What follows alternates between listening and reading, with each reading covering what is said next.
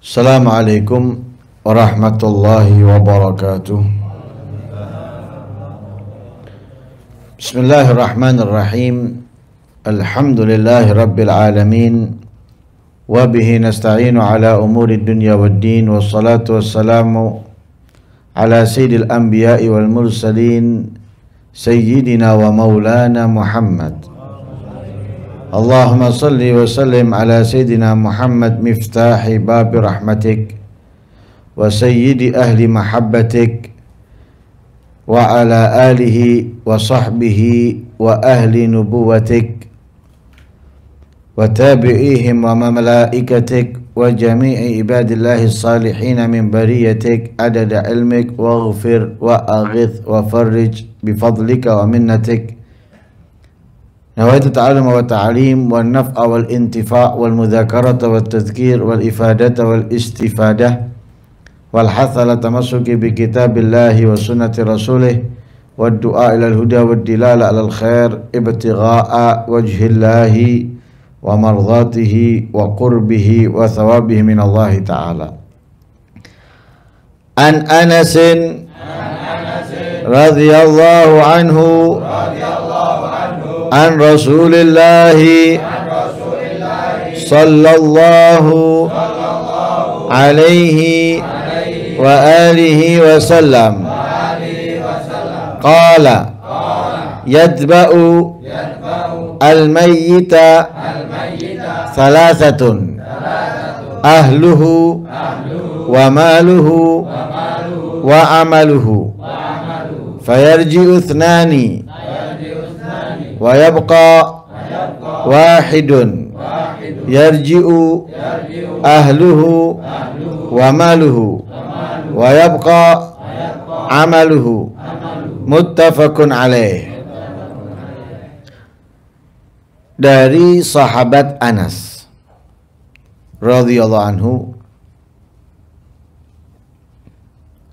an Rasulillah, dari Rasul sallallahu alaihi wa alihi wasallam, qala, beliau bersabda, yatba'u, mengikuti, al-mayyita, mayyit, thalathatun, tiga mengikuti mayyit, ahluhu, keluarganya, wa maluhu, hartanya, wa amaluhu, dan amalnya. Fayarji'u itsnan, maka kembali, itsnani, dua dari tiga, wa yabqa wahidun, tersisa wahidun, satu. Yarji'u, yang kembali, ahluhu, keluarganya, wa maluhu, dan hartanya. Wa yabqa, yang tinggal, yang tetap, amaluhu, amalnya. Muttafaqun alaih.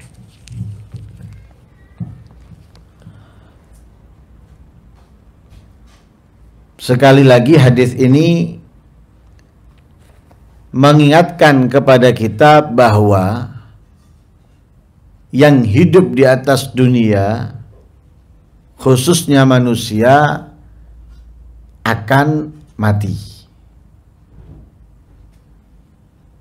Sebagaimana Allah Subhanahu wa ta'ala berfirman di dalam ayat Al-Quran, dan tidak ada dari kita yang lupa ayat tersebut. Ingat, kullu nafsin dha'iqatul maut.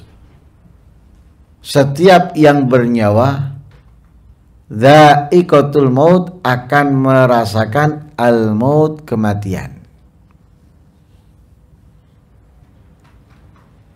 Kematian telah ditetapkan oleh Allah Subhanahu wa ta'ala sebelum kita lahir. Sebagaimana di dalam hadis Rasul sallallahu alaihi wasallam menjelaskannya ketika berada di perut ibu atau janin di perut ibu pada usia 120 hari, Di situ Allah Subhanahu wa taala memerintahkan malaikat untuk menetapkan 4 perkara. Di antaranya adalah ajaluhu, masanya, waktu hidupnya. Jadi sudah ditentukan bahwa ia akan hidup dan akan mati.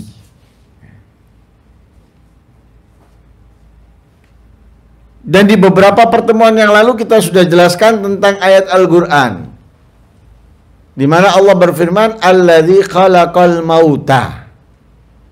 Allah yang telah menciptakan al-mauta, kematian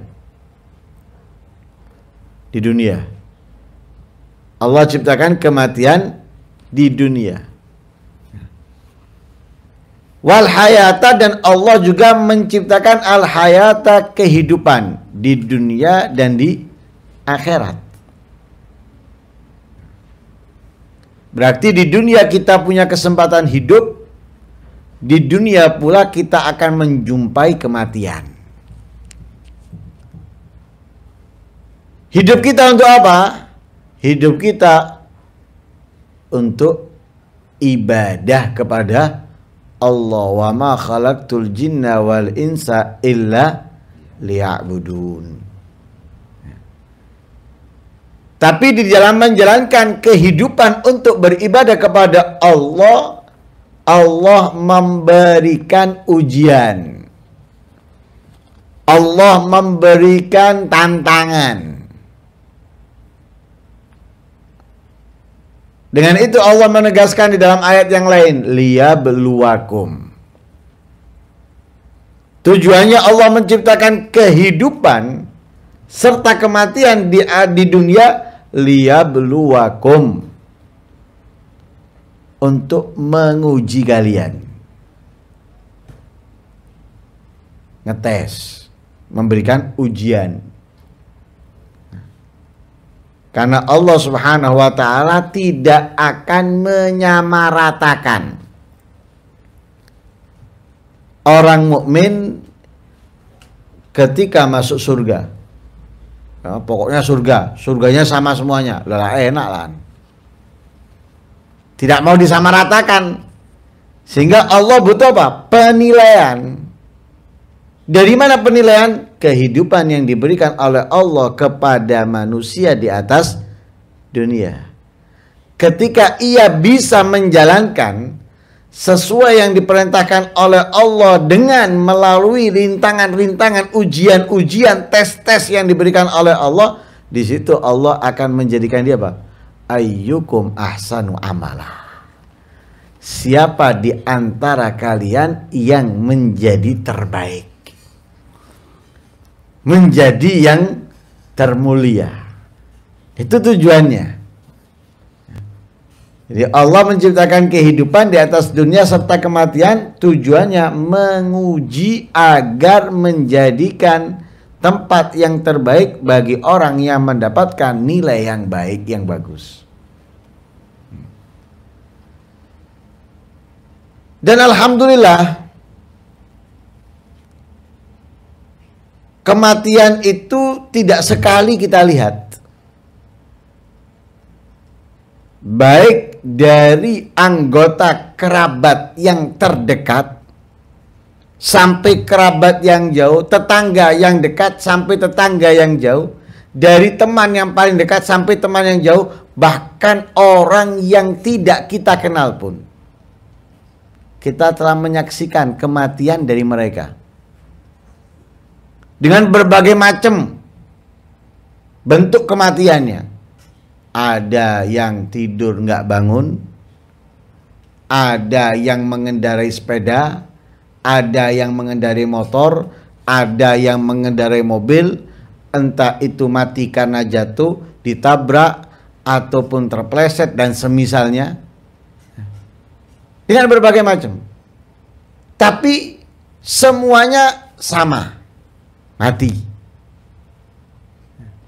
Dan kesamaan lain, kita tidak melihat dari mereka membawa sesuatu pun dari apa yang mereka miliki, bahkan yang paling mereka cintai di atas dunia. Gak ada. Tidak membawa apapun. Yang kaya tidak membawa tempat tidurnya yang empuk, tempat tidurnya yang nyaman, enggak. Bantal kasurnya, gulingnya, enggak. Kipas angin, AC dan semisalnya, tidak. Kulkas, freezer, tidak. Sendok, garpu, piring, enggak. Pisau dan semisalnya, tidak. Tidak membawa apapun. Dari siapapun yang kita lihat mereka mati, ketika diantarkan ke kuburan, tidak ada dari mereka yang membawa apapun.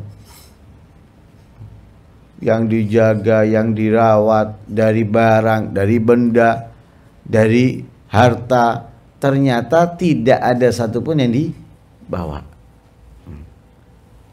Karena itu, di sini Rasulullah SAW menegaskan, mayit ketika mati ada 3 yang menyertainya. Ada 3 yang menyertainya. Lah 3 yang menyertai itu, pertama, ahluhu, keluarganya. Pasti. Setiap orang punya keluarga. Walaupun mungkin di saat itu ia sendirian, tapi dia punya keluarga. Bapaknya punya saudara, atau punya orang tua, atau bapaknya punya sepupu. Yang jelas pasti dia punya keluarga. Entah keluarga sambung atau nggak nyambung, yang penting punya keluarga. Mayit punya keluarga. Keluarganya ditinggalkan.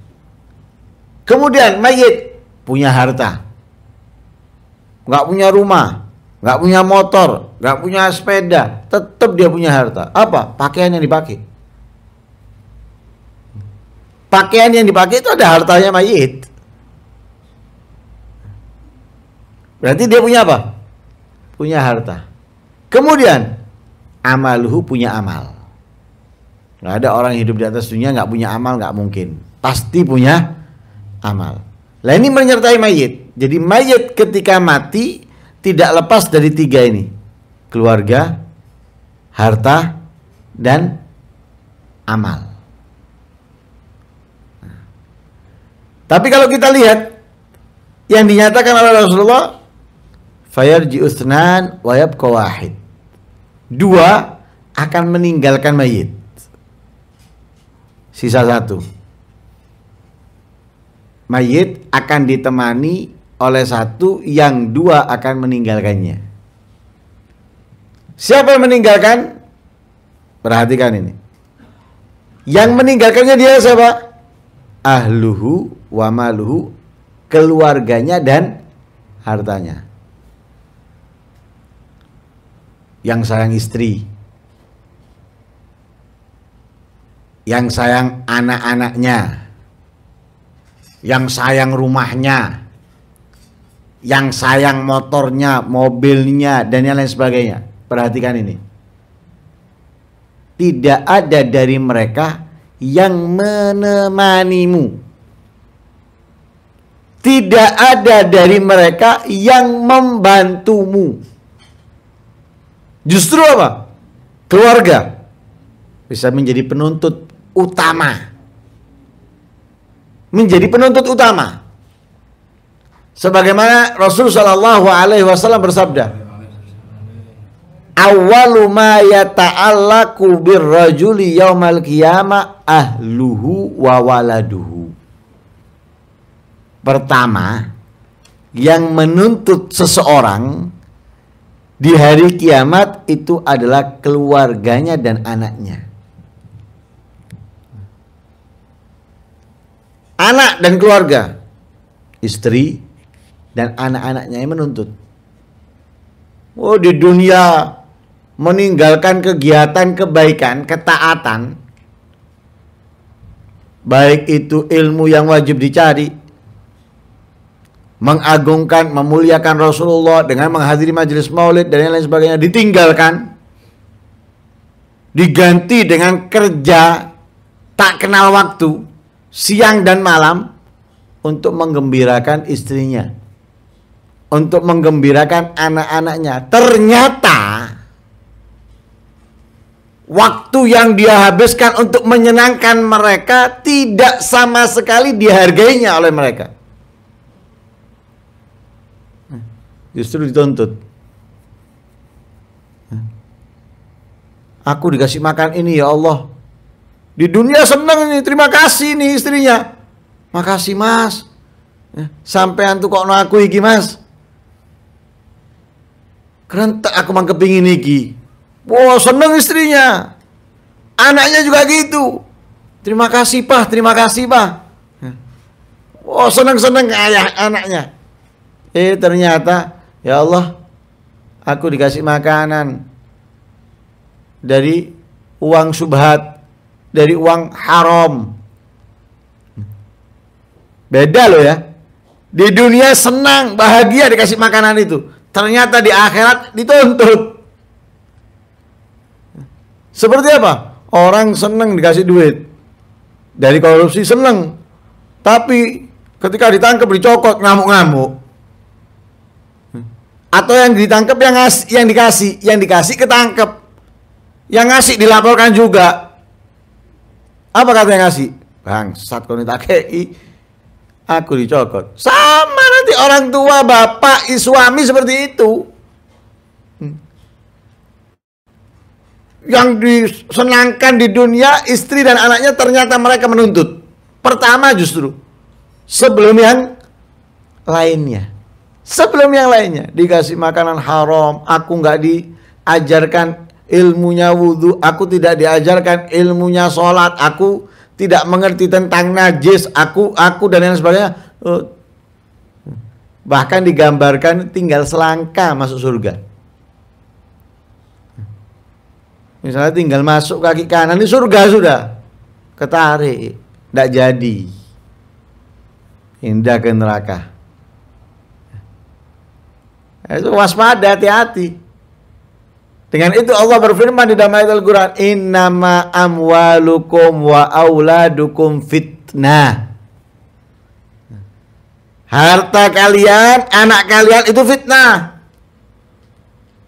Dan Allah pun mewaspadakan kepada kita, la tulhikum amwalukum wa la auladukum an dzikrillah. Harta kalian, anak kalian jangan menjadikan sebab kalian lalai kepada Allah Subhanahu wa ta'ala. Makanya jangan geremi bojo ambek anak toh. Dianggap ana oma, kemudian dijak keliling ke sana kemari, kembali dibahagiakan. Akhirnya kamu sendiri lupa menjalankan kewajiban. Kewajiban kamu kepada Allah. Akhirnya yang kamu senangkan, yang kamu bahagian menuntut. Hati-hati. Mereka akan menemani kita sampai kuburan tok. Keluarga nemani sampai kuburan, setelah itu meninggalkan kita. Harta sebelum sampai kuburan. Mati langsung harta bukan menjadi milik kita. Yang menjadi milik kita kalau kita punya utang, ya itu harus dibayarkan. Kalau nggak punya utang, berarti hanya dikeluarkan untuk memandikan pemakaman. Berapa cuma? Hanya berapa? Sisanya sudah bukan milik kita. Bukan milik kita. Meninggalkan kita tuh. Harta meninggalkan duluan. Mati. Kalau kita punya utang, sebagian dari harta itu wajib digunakan untuk membayar utang. Kalau nggak ada, berarti dari harta itu diambil sebagian untuk proses pemakaman, memandikan dan memakamkannya. Ya, seperti kafan, ya, apa yang dibutuhkan untuk memandikan, kemudian kuburan. Nah, selesai. Selainnya punya ya, anak, istri dan lain sebagainya. Keluarga diantarkan sampai kuburan. Setelah itu dada. Walaupun matanya sembab, habis nangis, ya dihitung jam aja. Dihitung jam. Setelah itu, ya sudahlah, senyum. Senyum, mungkin besok sudah ketawa dan yang lain sebagainya. Terkadang mungkin di depan orang masih kelihatan sedih, tutup pintu rumah, ya beda lagi. Insya Allah tidurnya sudah bisa nyenyak, bisa ngiler. Nah, karena itu pikir mana yang terbaik untuk kita, yang menjadi terbaik juga untuk mereka. Jangan hanya dipikirkan yang digambarkan, yang diidam-idamkan itu duniawinya. Kita mendukung mereka dalam duniawi, kita menyenangkan mereka dalam duniawi. Percuma. Nanti mereka menuntut kita, kita senangkan mereka dengan ukhrawi, dengan segala sesuatu yang bentuknya akhirat. Nanti kita meninggal, mereka nggak mungkin bisa menuntut kita. Walaupun mereka terpaksa awalnya, nanti ketika mereka meninggal, mereka akan bahagia dan akan berterima kasih. Terima kasih, padahal saya waktu itu iri dengan tetangga saya, dengan keluarga saya. Ini bisa diantarkan ke sana, bisa diantarkan ke sini. Ternyata aku nggak bisa melakukan itu. Ini balasannya. Terima kasih mas, terima kasih nanti. Sekarang mungkin wah, enakan bojone, enaknya istrinya fulan, enak istrinya fulan, bisa gini, bisa gitu. Aku bisa apa? Mau beli aja nggak bisa beli. Mau ini nggak bisa, mau itu. Iya sekarang. Kamu belum tahu balasan yang akan kamu dapatkan. Karena apa? Kamu tidak diberi kesenangan duniawi tapi ukhrawi. Itu suami harusnya seperti itu. Kalau enggak, angger ono oma, kemudian nyenangkan duniawinya saja. Enten ono. Nggak ada kebahagiaan kamu nanti. Yang kamu bahagiakan nggak akan membantu kamu, justru menuntut kamu. Yang tersisa apa? Tersisa satu yang menjadi teman setia kita. Amaluhu, amalnya. Wa yabqa wahid. Yang tersisa, yang setia dengan kita hanya satu apa? Amal. Nah, tentunya amal baik. Amal, sholat, puasa, zakat, ya, sedekah, baca Al-Quran, membantu orang muslim dan yang lain sebagainya. Ini yang akan menemani kita, yang tidak akan meninggalkan kita. Ya, semua meninggalkan kita, semua akan menuntut kita, tapi justru amal ini akan membantu kita, akan menolong kita. Karena dimisalkan oleh Rasul Shallallahu Alaihi Wasallam di dalam hadis yang cukup panjang daripada hadis yang diriwayatkan oleh Imam Bara' bin Azib. Ini di dalam sifat pertanyaan dalam kubur. Ya'tihi rajulun hasanul wajhi, hasanul thiyab, hasanul rih. Ketika nanti di alam kubur akan mendatangi seseorang yang mati akan didatangi oleh seseorang yang ganteng, yang tampan, pakaian yang bagus, harum, wangi. Fayaqul abshir billadhi yasarak. Orang tersebut akan berkata kepada si mayit, oh kabar gembira untukmu, kabar kesenangan kebahagiaan untukmu. Lah nggak kenal, ditanya man ant, siapa kamu? Akan menjawab, ana amaluka soleh, aku adalah amal solehmu. Jadi amal kebaikan kita itu akan diserupakan oleh Allah seseorang yang tampan, yang harum, yang bersih, memberikan kabar gembira, kabar kesenangan, kabar kebahagiaan, amal solehnya. Itu kalau orang beramal soleh, akan menjadi kebahagiaan dia, kesenangan dia. ditemani dia, dihibur. Tapi kalau orang nggak memiliki amal soleh atau justru amal solehnya sedikit, akan datang kepadanya orang yang buruk rupanya, kotor, nah, baunya busuk. Ketika datang memberikan kabar buruk, kabar yang menyedihkan, yang menyakitkan, akan diazab. Naudzubillah min dzalik. Karena itu kita ini di atas dunia perbanyak amal soleh, perbanyak. Jangan hanya puas dengan apa yang sudah kita lakukan, tapi kita harus menambahnya, walaupun itu dikit demi sedikit, harus menambahnya. Bukan harus cukup dengan apa yang sudah ada, jangan. Itu kalau dunia nggak apa-apa. Kalau masalah dunia cukup dengan apa yang ada nggak masalah. Tapi kalau amal soleh jangan. Terus harus kita tingkatkan, harus kita tambah pelan-pelan, dikit demi sedikit. Dan amal soleh ini yang akan bisa menghindarkan kita daripada azab kubur, yang akan bisa menjauhkan kita dari api neraka murkanya Allah Subhanahu wa ta'ala, yang akan menemani kita. Karena kita ini kalau masuk kuburan sudah nggak ada yang menemani kita kecuali amal soleh, ya. Amal soleh. Kita nggak ditemani oleh siapapun, nggak istri, nggak anak, nggak harta. Yang menemani siapa? Amal soleh. Sendirian kita di alam kubur, di alam barzah. Tapi ketika kita memiliki amal soleh yang banyak, oh, itu yang akan menemani kita. Ibarat semua orang menjauhi kita nggak masalah, yang penting satu orang ini yang sangat mencintai kita nggak menjauhi kita, cukup.